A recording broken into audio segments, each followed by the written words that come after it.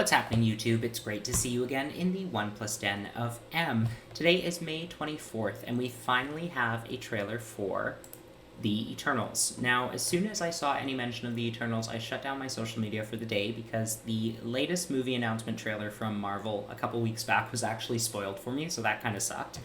Now, the release of this particular film is super exciting for so many reasons, including its director Chloe Zhao, who is fresh off of a hot Oscar win, and she's been praised for her practical shooting and stunning visuals. Now, the diversity of this cast has Marvel's first, but not only, deaf superhero, and our first openly gay superhero. And one of my personal favorite things about this film is its connections to the Game of Thrones series.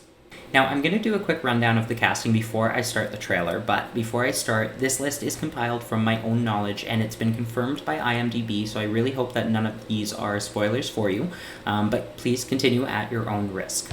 So we have Angelina Jolie playing Thena, Salma Hayek playing Ajak, Gemma Chan, who notably appears in the Captain Marvel film as Minerva, will be playing Cersei, who's said to be the central character of this film.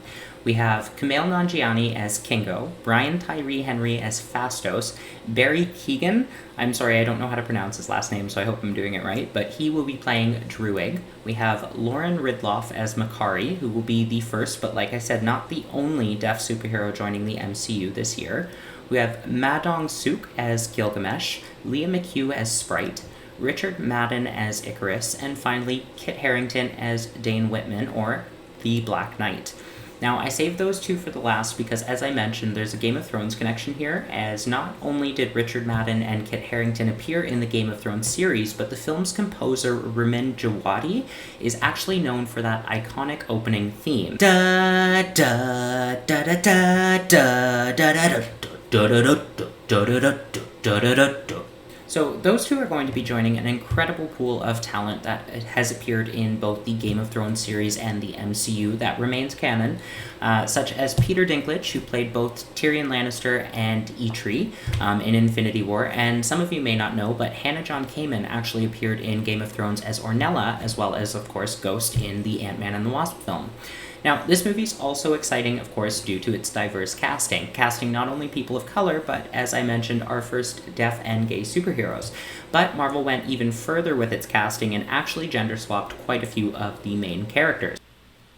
Now, the film already has a sequel greenlit, so let's hope that it's as successful and epic as the directors and producers have been alluding to in recent interviews. Of course, if you haven't already, hit the like and subscribe buttons down below for more MCU content. I'm waiting on a very special Funko that comes tomorrow, so once that's done and I have her in my hands, I'll be posting a breakdown for 3 incredibly important characters that we're going to be seeing quite soon in the MCU. Alright, that's enough out of me, folks. Let's jump right in. You can see it already. Go watch Nomadland. So beautiful. Oh.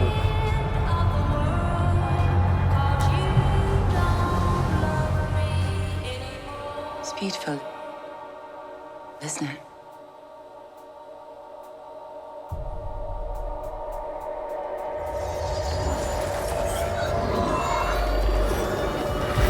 This looks beautiful. Oh my god. We have watched and guided. We have helped them progress and seen them accomplish wonders. Throughout the years, we have never interfered.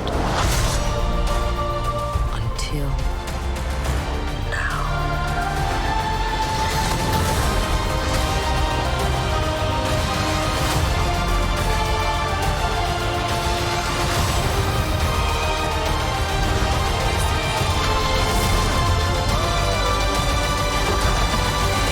Ended when you said goodbye.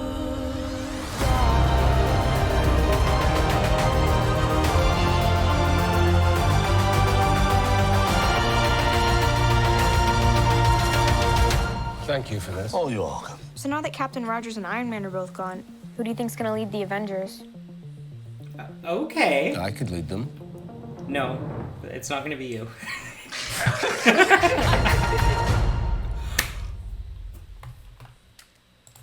Oh my god.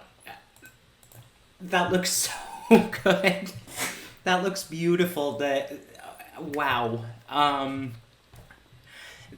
I'm going to post a second half of this video, otherwise I'll just start rambling, but so obviously we have some of the film taking place after the events of Endgame, which is super cool. I'm not sure if anybody was aware of that. This cast looks incredible. The scenery looks so beautiful. The CGI looks so stunning as well. I'm always excited when we're introduced to new characters. For example, like in Guardians of the Galaxy, when they introduced, I can't think of the name of it, but the Milano, of course, but also Ronan the Accuser's ship. I thought it was just a really interesting take on a spacecraft. And then here we see that very angular spacecraft coming out of, like, I guess, what would you call it? It was invisible, but cloaking. Maybe a cloaking device, I guess. Anyways, I am going to watch this about 1,000 more times. Let me know what you think in the comment section below and what you're most excited for with this film, and I hope to hear from you guys.